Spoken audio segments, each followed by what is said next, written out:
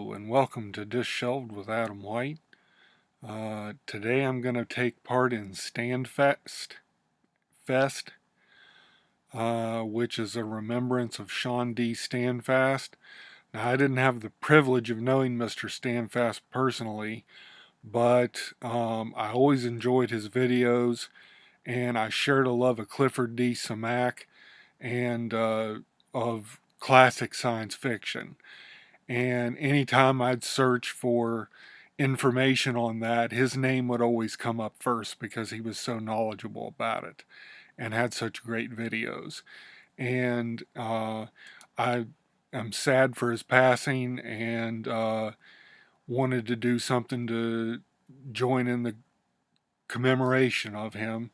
So I read a Clifford D. Simak book. I know that it was either that or read classic science fiction short stories. I'll probably do some of that too, but I went ahead with Clifford D. Simak because it'd been a while since I'd got to any of his work, and I really love his books. Let me read you what this is. The one I read was Enchanted Pilgrimage, which is a perfect title because that's exactly what this whole book is an enchanted pilgrimage. So I don't know if I've ever read a more aptly titled book. Let me read you what it says about it. Mark Cornwall is a young man who asks questions in a society where all answers come from above. His questioning spirit leads him into a deadly exile and a terrifying chase across nightmarish terrain. Goblins, gnomes, enchanted hellhounds, witches, and elves are Cornwall's companions and pursuers as he seeks the carefully guarded secret of civilization. His search for the caretaker, a legendary figure who may or may not exist, makes as stirring and unforgettable an adventure as Clifford Simak has ever wrote. So that kind of gives you an idea what's going on. This guy finds some information on the very first page. It's just a one-page chapter, and he finds uh, a secret manuscript within a book that had been copied in a library. And there's also a library goblin there that's a rafter goblin, and one of the monks who's spying on him and sees him taking the stuff.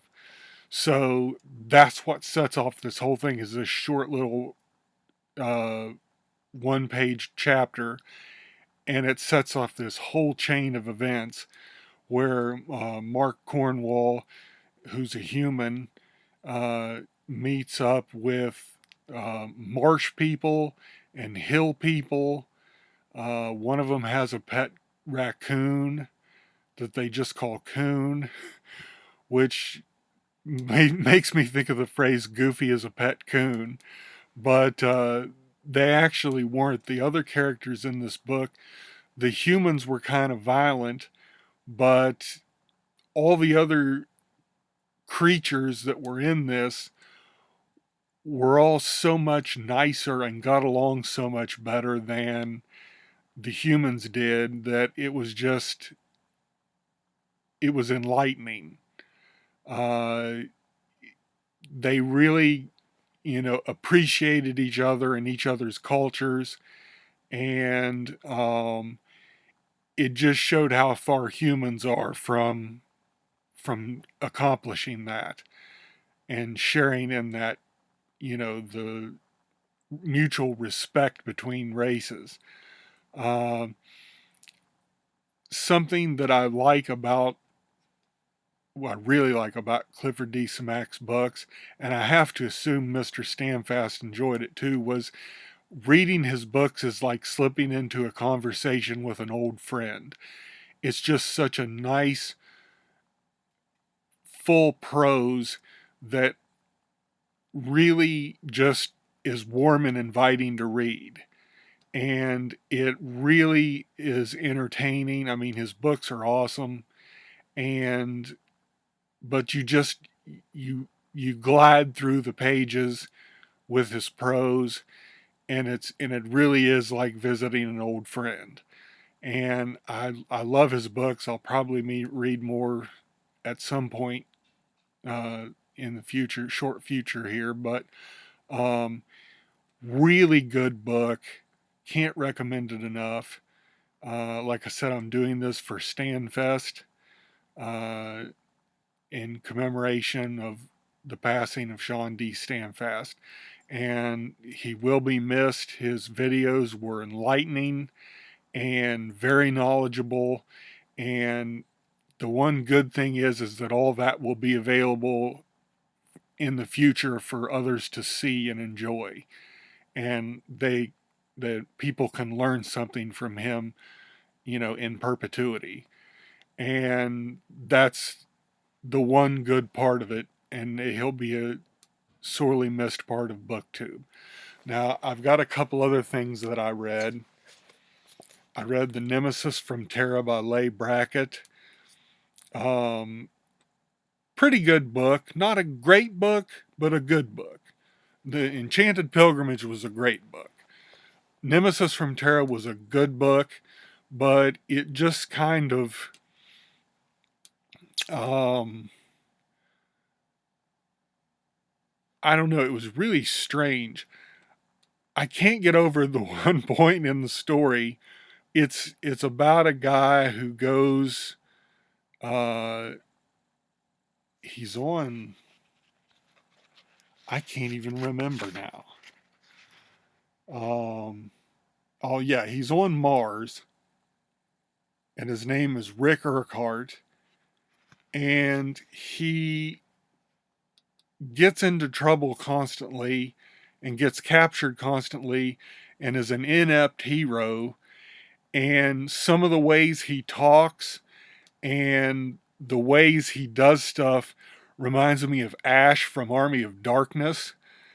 Just somebody who's trying to do good but is never quite up to the task.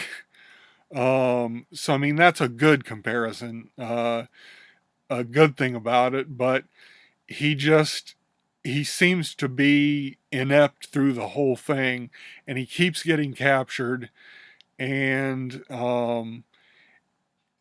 but he makes his way through, and whether he succeeds in the end or not, he's trying. It's hard to explain. It's just a really strange book. But the one thing that I can't get over is that in one part of it, he is literally, his life is saved by a cigarette. And I'm just thinking, that's ridiculous. But it shows what a different time it was. This was in the 60s, I believe. Um, let me see if I can find here. 1961, yeah. So um, it just, I won't say how it saves his life, but it's just funny that his cigarette literally saves his life. And that's just part of the humor, I think, of it. Whether it was intentional or not, I don't know. But smoking was thought of very differently back in the 60s than it is today. Anyway, Nemesis from Terra, good book, not a great book, but it was fun. It's an ace double with Collision Course by Robert Silverberg. I haven't read that yet, but I will be reading it at some point. Something else I read was Thorn by Jeff Smith, who's most known for Bone. But these were the college strips he did that had, excuse me, had the Bone characters in it before he did Bone. Now, in it, and again, it even shows a difference between the 80s and now, is the characters all smoked cigarettes. The dragon smoked a cigarette. The Bone characters smoked cigarettes. Not all the time, but enough to be noticeable.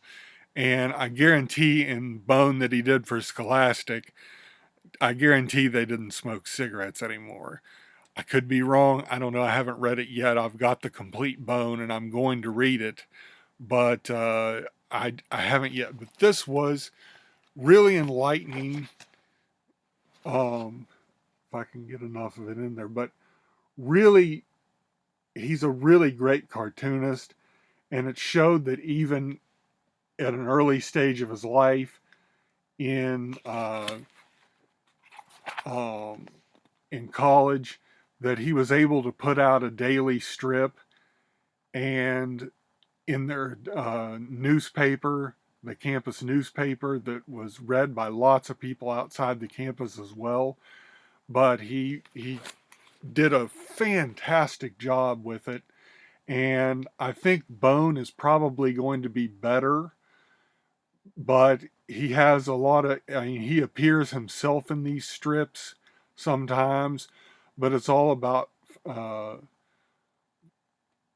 uh, Bone and his cousin Phony Bone, and Thorn, who is the girl who's the main character kind of these strips, and Grandma Ben, and all these characters reappear in Bone, and it's kind of, he uses some of the stuff from this in those stories, I believe. But this was a really neat book. If you're interested in Jeff Smith at all, which I am, and like I said, I've got the complete Bone, I just have never gotten around to it, but I'm hoping to soon. But I went ahead and read this first because they came out first.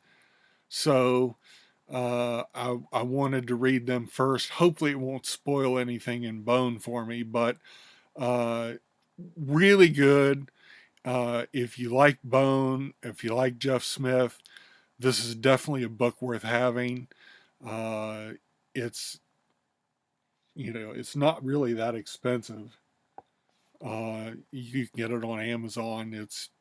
Uh, it's a really good book though. Really interesting, a lot of fun, and showed that he had a real style for cartooning even at a young age.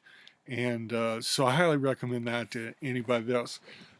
The last thing I read recently is Ninja Turtles and Usagi Yojimbo crossover by Stan Sakai, who's the creator of Usagi Yojimbo. He does the whole thing, the writing and the art, and it's just fantastic. It's called Where When, and it takes place in the future from where the regular Usagi is right now, and it takes place before another future story that he did.